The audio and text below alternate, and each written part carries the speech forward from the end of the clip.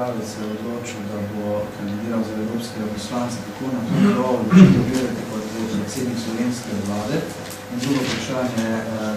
za vas kot predsednika največje parlamentarne stranke, kdaj boste vi objavili listo svojih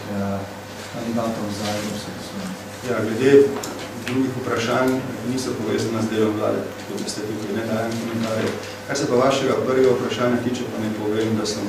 za ministrom Merejavcem pravil razgovor in mu izrekel nezadovoljstvo, ker se je odločil kandidirati na listi za Evropski parlament, pa zato, ker ta vlada mandat še začenja, ker je zelo zahteven in ker vem, evropske volitve terjajo nek angažma. Moje izkušnje iz prvih 100 dni mi pravijo, da moje delo predsednika vlade terja od mene polno moč in angažiranje in prepostavljam tudi od vseh ministrov.